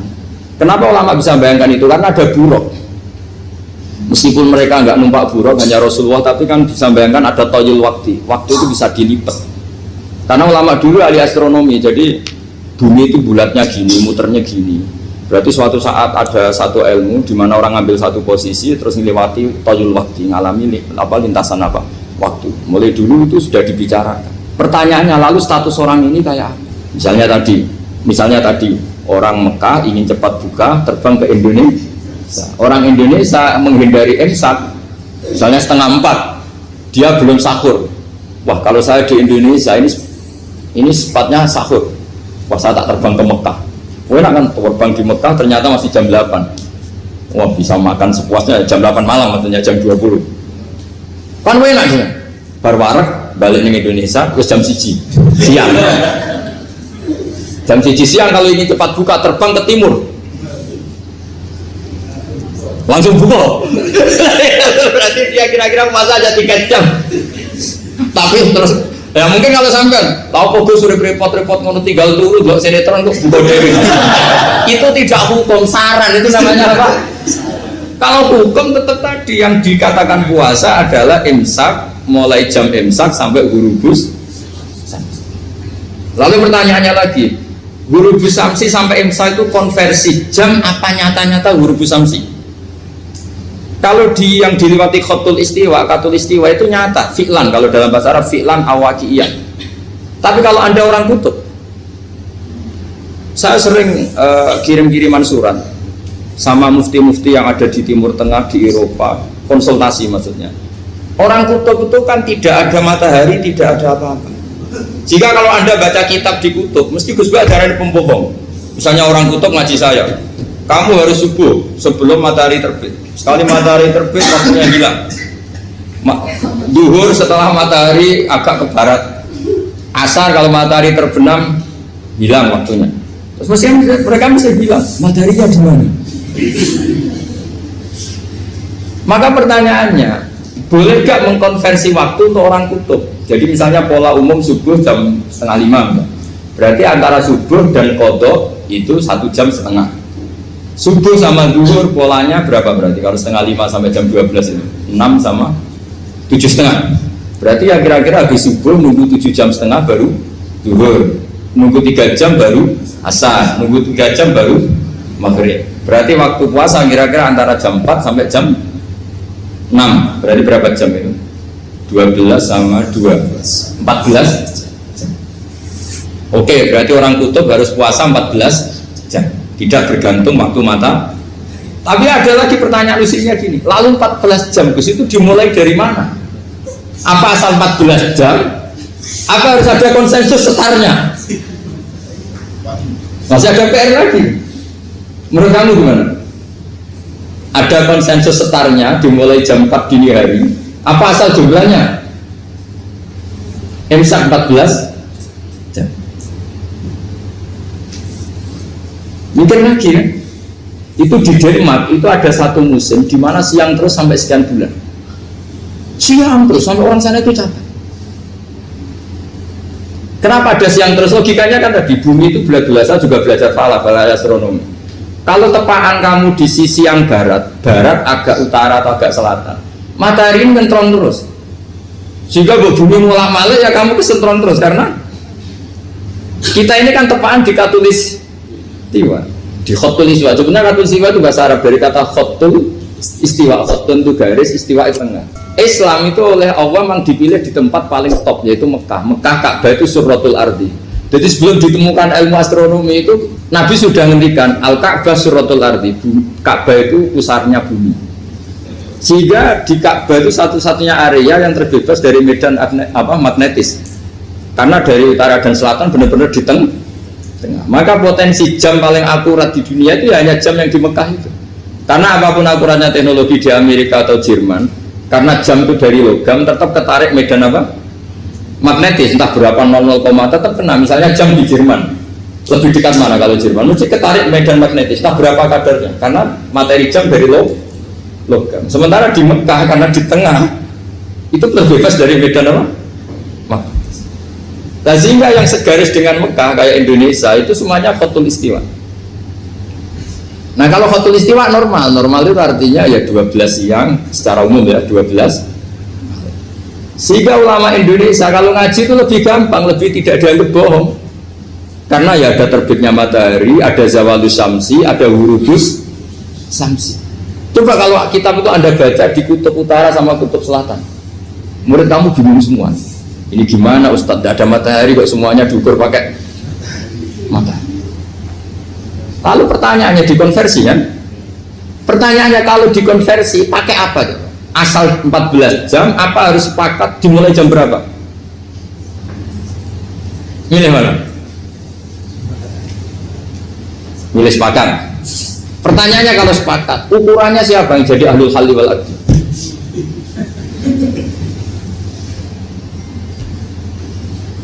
Jadi orang fikih itu sudah bingung, makanya saya mohon jangan sering diprotes. Saya pernah ketemu ulama, saya kan sering ikut komunitas di New York, itu andaikan dibur, itu pas persis Ka'bah. Jadi buminya itu kalau dibur pas persis Ka'bah. Lalu pertanyaannya, ada kiblat tidak di sana? Ya bumi kan gini ya, kalau dalam bahasa falak itu ada rubuk namanya. Rubuk itu bumi yang sewaktu itu hanya yang seperempat. Ya bumi yang sewaktu itu hanya seperempat. Jadi kita sekarang siang, berarti yang baru siang hanya seperempat bumi. Nanti yang malam ya hanya seperempat bumi. Ya, misalnya sekarang kita di sini siang, di Arab Saudi kan belum, ini masih 5:30. Ini sekarang di Arab Saudi baru setengah. Lah itu ada daerah di mana dengan Ka'bah itu pas atas sama bawah. Harusnya kan bebas arah. Apa? Bebas arah. Lalu orang sana sholatnya itu menghadap kemana? Pernah ulama New York itu minta fatwa ke Rabidatul Alam al-Islami. Lalu kita harus menghadap kemana? Makanya dalam dunia anekdot ulama itu ada anekdot Abu Nawas itu orang yang nggak pernah kalah debat. Dia itu terkenal nggak pernah kalah debat. Tapi dia ada ilmuwan. Dia punya tetangga ilmuwan, punya pengaruh besar. Semua orang ngaji ke ilmuwan itu. Mantelnya bukan main, karena dia ahli falak, ahli astronomi. Mau nandingi dia tidak bisa, gak nandingi itu reputasinya jatuh. Orang itu berteori kalau bumi itu bulat-bulat. Kalau kamu jalan ke sini, maka akan ke titik yang suatu saat si profesor ini kemalingan, terus minta tolong Abu Nawas rumah saya kemalingan. Terus lari kemana malingnya? Ke timur. Setelah ke timur, larinya ke timur. Abu Nawas lari ke barat. Terus ditanya, sudah tak bilangin malingnya lari ke timur, kok kamu lari ke barat? Nanti ketemu di titik yang sama. Sementara itu profesornya makal. Oh kamu nyindir loh. Artinya Abu Nawas gak terima. Teori anda itu gak bisa. Secara keilmuan benar, tapi secara faktual gak boleh. Berarti kalau ada orang ngejar istrinya lari ke timur, dia harus tetap ke barat. Nanti ketemu di titik yang sama. Jadi malingnya tuh lari ke timur, Abu Nawas ngejar ke barat. Ketika ditanya profesornya, sudah bilangin malingnya tuh lari ke timur, kenapa ada ke barat? Kataan kan nanti ketemu di titik yang sama karena bumi bulat-bulat. Nah pertanyaannya gini, lalu kalau yang segaris itu ada arah enggak? Kayak New York tadi.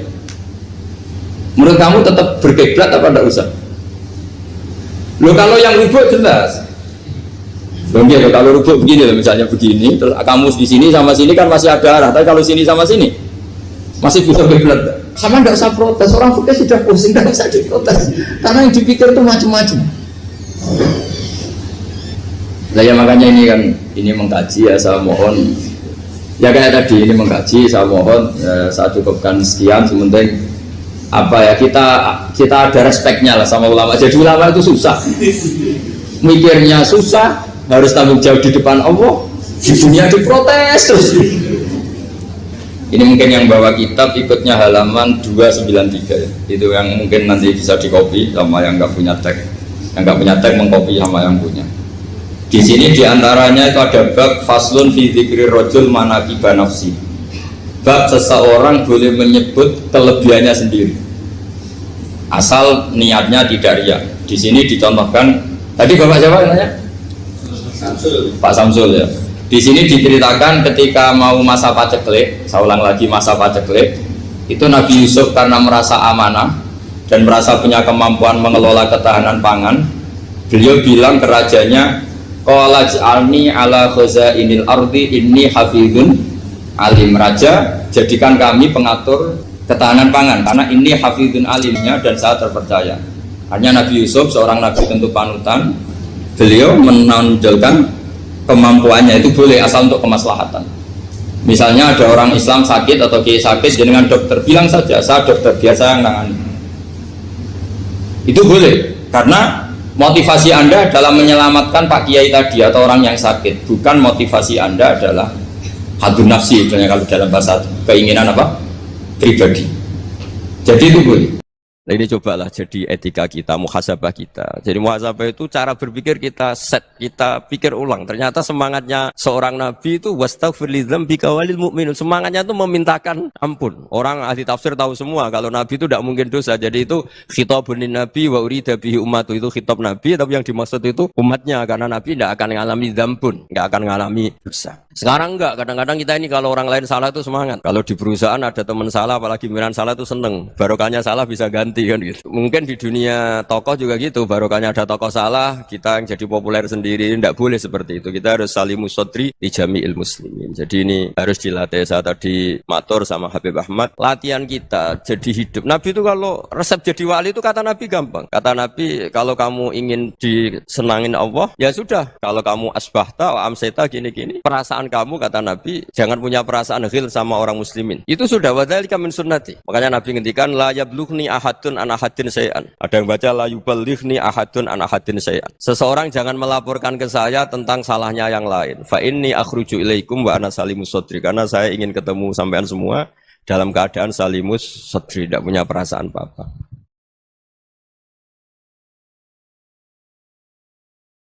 Dalam konteks Indonesia, muhasabah itu sudah jadi perilaku ya, karena dulu orang tua saya, guru-guru saya kalau ngandani itu, bayangkan kalau kamu jadi dia ya. Jadi misalnya kita mentang-mentang atasan, otoriter sama bawahan, bayangkan kalau kamu jadi yang bawahan itu kayak apa. Laukun tamakanah, kalau orang Arab bilang, bayangkan kalau kamu di posisi dia. Makanya guyonannya orang-orang Indonesia itu kan orang ngaramkan judi gitu, bareng dikasih tahu, tapi yang menang anak jenengan, alhamdulillah. Ternyata ngaramkan itu karena ada anaknya, kalau anaknya yang menang ya seneng. Meskipun itu guyonan, tapi saya punya padanan itu dalam kitab Hikam. Nabi Ibrahim itu Khalilur Rahman, tentu bencinya minta ampun sama yang namanya maksiat. Suatu saat beliau diterbangkan di alam malakut. Itu kalau di Hikam saya halaman 15 juga, saya masih ingat betul. Mungkin kalau Anda beda halaman karena beda cetakan, atau nggak punya kitabnya, atau punya tapi tidak bisa baca. Nah itu jadi berbagai kemungkinan. Atau punya tidak bisa baca tapi dianggap jimat, atau digo pencitraan. Banyak itu kaji-kaji tidak bisa baca kitab tapi di ruang tamunya kitabnya besar-besar. Pencitraan itu, tapi ya bagus lah, nggak apa-apa untuk syiar. Setelah diterbangkan di alam malakut, diperlihatkan sama Allah, ada orang pezina, ada orang syaribul khomri, ada orang mabuk, ada orang macam-macam. Allah tanya sama Nabi Ibrahim, bagaimana pendapat kamu Ibrahim tentang mereka yang maksiat? Kata Nabi Ibrahim, Ya Allah, habisi saja mereka. Mereka hidup di bumi engkau, makan rezeki engkau, kemudian mereka tidak taat sama engkau. Singkat cerita di fase itu, saya ulang lagi di fase itu, Allah nurutin. Sampai sekian peristiwa, mungkin 3 atau 4. Sudah, setelah sekian tahun Nabi Ibrahim lupa peristiwa itu, kemudian beliau diminta menyembelih anaknya. Ini versi kitab Hikam. Memang versinya banyak tentang kenapa Nabi Ibrahim disuruh menyembelih anaknya. Ketika mau menyembelih anaknya, Nabi Ibrahim ragu. Huwa samratu fuadi. Anak saya ini buah hati saya, kenapa engkau suruh menyembelih? Terus kata Allah, apa kamu tidak ingat ketika kamu saya angkat di alam malakut, kemudian kamu usul bunuh-bunuh, saya tidak mempertimbangkan usul Anda, tapi kenapa sekarang saya merintahkan kamu mikir gitu. Terus, ya karena ini anak saya ya Allah. Terus kata Allah, rumang samu wong sumpukon mata ini gak gawean kau sing gawe kowe enak wae usul mata ini. Jadi sebenarnya saya yang bikin, kemudian Anda enak aja usul membunuh. Semenjak itu Nabi Ibrahim itu di eranya itu asfaqun nas, orang paling sayang sama manusia. Karena kadang kita keras itu ya kebetulan itu udah anak kita, ada keluarga kita. Cara orang Jawa itu kan gitu ya, kalau ada perempuan terus macak yang macam-macam pakai sepeda motor cowok terus wah itu luput suwuk, semoga-moga gini. Tapi setelah dikasih tahu, niku ponakane jenengan, semoga-moga selamat. Jadi jangan-jangan kemarin ahlil ma'asi itu kebetulan itu tidak keluarga kita. Kalau keluarga kita yang pernah salah pada kita, semangat kita mintakan maaf. Jangan-jangan kita didikte hukum sosial gitu. Jadi orang yang salah, kebetulan tuh orang yang menservis kita. Atau keluarga kita, atau orang dekat kita. Jangan-jangan semangat kita mintakan ampun. Tapi kalau sama orang lain, kebetulan musuh kita semangatnya minta itu kena adab. Nah ini yang nggak boleh dalam Islam. Islam mengajarkan, niru Rasulullah SAW, Nabi itu rahmatal lil alamin. Bahkan kemarin saya ngaji virtual sama beberapa habaib, ada Habib Ali Al-Jufri dari Mesir, ya. Ada Habib Alwi dari Kuitang, ada Habib Nabil Al-Musawa. Dari sekian habaib itu saya masih ingat diantaranya yang didawuhkan rahmatan lil alamin itu ketika Nabi adahu kaumuh, disakiti oleh kaumnya, dan itu mereka masih kafir semua. Itu mereka dapat doanya Nabi Allah mahdi qaumi fa innahum la ya'lamun. Kayak apa baiknya Nabi, orang yang menyakiti, yang melukai, tapi Nabi masih berdoa, mahdi qaumi fa innahum la ya'lamun. Sayyidina Umar dapat doanya Nabi itu ya khina kana kafiran, ketika masih kafir didoakan. Allahumma aizzal Islam bi Umar. Itu ketika masih kafir. Itu pelajaran bagi kita bahwa yang sedang tidak cocok pun itu berdapat doa kita. Ya doa supaya kondisi kita baik, hari tambah baik. Karena agama ini saya berkali-kali bilang limangka nayarjuwa hawal yaumal akhir. Agama ini diperuntukkan bagi yang selalu punya harapan pada Allah Subhanahu wa taala. Saya cerita muhasabah ini tentang hubungan kita dengan Allah. Di Indonesia itu banyak orang fasik, banyak orang nakal. Ya di mana-mana orang nakal itu ya mayoritas, wa aksaruhum fasikun. Tapi berkahnya harapan. Mungkin saya kira nakal sok benda, mungkin saya kira sholat sok ben sholat, mungkin sekarang belum sakhok, belum dermawan, suatu saat dermawan. Barokahnya itu kefasikan ini dianggap sementara, sedang fasik, sedang tidak benar. Karena kiai-kiai kita, para guru-guru kita, para habaib utamanya itu mesti bilang semoga husnul khotimah. Nah barokahnya doa itu semoga husnul khotimah itu menjadikan satu pola sosial. Yang sedang fasik ini masih diharapkan jadi lebih baik, jadi lebih. Sehingga kita tidak ngambil sikap ekstrim, ya ingin menghabisi atau ingin mengadili, tidak. Karena selalu kita punya harapan. Dan agama ini limangka nerjuwa hawal yaumil akhir. Bayangkan itu kalau yang nakal itu anak kamu. Pasti kamu nggak ingin kan langsung dapat azab, dapat apa. Padahal kita semua jadi tokoh ini abul kulli, bapak dari semuanya. Sehingga ketika Rasulullah SAW jalan-jalan kemudian melihat perempuan sedang menyalakan api. Kalau apinya mati ditiup, anaknya dijauhkan. Nanti kalau sudah jauh dari api, anaknya digendong lagi. Terus kata Rasulullah, matur ke semua sahabat, Aro'aitum anna hadih tarihatan waladaha alannar. Apa kamu berpendapat bahwa perempuan ini akan melemparkan anaknya ke neraka? Tidak ya Rasulullah. Tidak akan seorang ibu melemparkan anaknya ke api. Terus kata Rasulullah, Allahu arhamu min hadih biwaladiha. Allah lebih rahman, lebih rahim dibanding orang tua ini kepada anaknya. Ini yang harus kita kenalkan terus, kita kampanyakan terus supaya orang hubungannya dengan Allah itu nyaman, asik. Sehingga dengan demikian selalu ada harapan bahwa yang sedang nakal ini suatu saat tobat. Kita tidak boleh menghukumi pasti begini, pasti gini, itu tidak wilayah kita. Itu juga yang dicontohkan Rasulullah SAW. Secara lahir Nabi itu nggak berkenan sama Wahsy, karena Wahsy itu salahnya salah fatal karena membunuh ahabban nasi ila Rasulillah, yaitu membunuh Said Hamzah. Jadi ketika Wahsy tobat, Nabi itu nerima tobatnya. Dan ketika beliau dengan basariyahnya agak siap ketemu Wahsy karena harus ingat Said Hamzah, basariyahnya diturutin. Oke, kamu iman, saya turutin, tapi jangan sering ketemu saya. Karena kalau ketemu kamu, saya masih ingat sama paman saya, Said Hamzah. Kita bisa ngelola seperti itu. Kita tidak cocok sama orang, bagaimanapun mereka umat Rasulullah SAW, kita tetap mencintai mereka. Misalnya kalau beda agama, mereka sama-sama orang Indonesia, kita mencintai mereka atas nama warga Indonesia. Tapi kalau misalnya potongannya ora cocok, beda kultur, bawaannya itu mangkelno cara Jawa, ya bisa diilmoni, jangan ketemu. Wong sudah tidak cocok, ingin ketemu nyari solusi. Roh ini tok seneng itu kan ya repot itu. Ya sudah kalau nggak mati cocok ya jangan sering ketemu. Dan itu kita bisa memanage seperti itu tuh bisa. Saya berkali-kali cerita tentang Imam Syafi'i. Kalau dikasih tahu ya Imam Aba Abdillah, panggilannya Imam Syafi'i, tetangga Anda ini ternyata banyak yang nggak senang Anda. Jawabnya beliau senang. Ya bagus kalau nggak senang saya, ndak utang saya katanya. Jadi gara-gara sampean seneng aku ngatur aku ini kan. Dan mungkin sampean ra seneng kan ya enak. Jadi hidup itu dianggap happy. Kalau seneng ya teman silaturahim, kalau nggak seneng ya nggak bakal utang gitu. Baru kayak seneng itu nggak ganggu. Gitu. Jadi dulu itu orang bisa ngelola seneng ndak seneng itu bisa. Karena ada kearifan hubungan dengan Allah Subhanahu wa taala. Hidupnya selesai karena masyghul bi dzikrillah, mereka sibuk dengan Allah. Makanya kata ulama-ulama tasawuf, kamu jangan melihat manusia perilakunya, tapi kamu juga harus ingat yang gerakkan semua itu Allah Subhanahu wa taala. Dengan demikian kita farah, kita senang. Makanya Nabi kalau ngutus Anas bin Malik kemudian enggak kesampaian yang diinginkan karena Anas main. Ketika garwa-garwani Nabi agak tersinggung, Nabi andaikan Allah menghendaki yang saya inginkan kesampaian, pasti itu kesampaian. Jadi dianggap kegagalan Anas gak manggil yang dituju Nabi itu ya kersane Allah, ya enteng saja. Sayyidina Ali lebih parah lagi yang dialamin. Itu dalam-dalam beliau kalau dipanggil itu gak cepat-cepat ke sana. Ketika ditanya, kenapa kamu tak panggil gak cepat ke saya? Amin tuh ukubatak. Karena aku tahu kau orang baik. Orang baik itu pemaaf. Jadi makanya orang-orang soleh dulu itu bodoni itu. Makanya sekarang kalau ada orang bodoni itu mesti beda orang soleh. Kalau orang-orang soleh itu kakean husnudzon akhirnya sering dibodonin. Abdul bin Umar itu masyhur itu.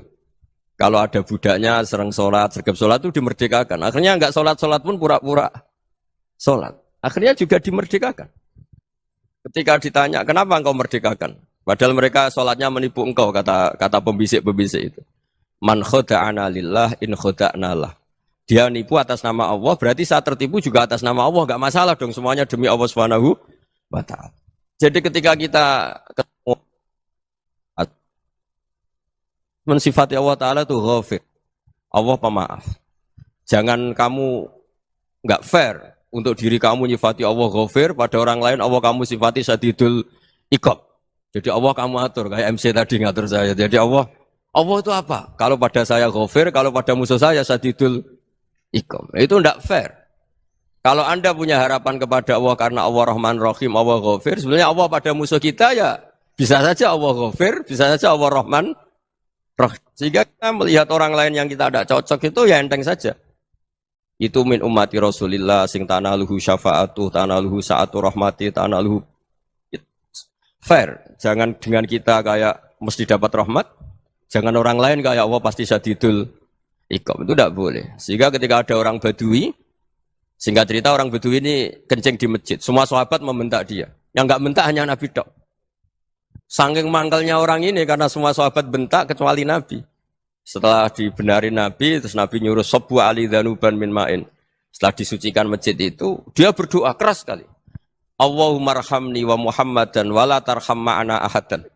Ya Allah yang berhak dapat rahmatmu hanya saya dan Nabi Muhammad, yang lainnya jangan. Karena yang lainnya tuh jengkelin, gitu aja saya salah dimarah-marahin. Gitu. Jadi kalau kamu doa terbatas ya kayak orang Bedui ini, kayak orang Arabi. Apa kata Nabi? Laqad tahajjarta wasi'an. Allah yang rahmatnya luas menjadi kamu sempitkan. Karena kamu mau atur Allah hanya Rahman pada Indonesian Power, pada NU, pada kita yang orang lain nggak perlu dapat. Itu kan kasihan Islam karena Islam terus nggak dimiliki semua orang. Allah nggak dimiliki semua orang, Rasulullah nggak dimiliki semua orang karena dipek NU, dipek ormas tertentu, dipek nggak boleh seperti itu. Nggak boleh takhasyar tawasian kata Nabi, nggak boleh mempersempit zat yang rahmatnya itu luas. Ini semoga etika ini kita pakai di Indonesia. Yang sedang fase kita harapkan lebih baik. Yang sedang nggak dapat hidayah kita doakan dapat apa? Hidayah. Masyhur kan, makanya tadi saya mohon sama Habib Ali supaya Habib Ahmad supaya tetap mahalul qiyam, tabaruk sama Habib Ali di antara doa-doa di Simtuduror masyhur itu antuqa bilal mudhniba minnah bil ghufran wal musi'ah bil ihsan. Jadi harapannya para habaib, para orang-orang baik dulu ya semoga yang dosa itu dimaafkan, yang sedang salah dibuka, bikin lebih baik. Nabi itu tugasnya juga gitu. Wastaghfir li dzambika walil mu'minina wal mu'minat. Nabi itu tugasnya juga memintakan ampun yang sedang salah. Nah ini cobalah jadi etika kita, muhasabah kita. Jadi muhasabah itu cara berpikir kita set, kita pikir ulang. Ternyata semangatnya seorang nabi itu wastaghfir li dzambika walil mu'minun. Semangatnya itu memintakan ampun. Orang ahli tafsir tahu semua kalau Nabi itu tidak mungkin dosa. Jadi itu khitabun Nabi wa urida bihi ummatu, itu khitab Nabi, tapi yang dimaksud itu umatnya karena Nabi tidak akan mengalami dzambun, tidak akan mengalami dosa.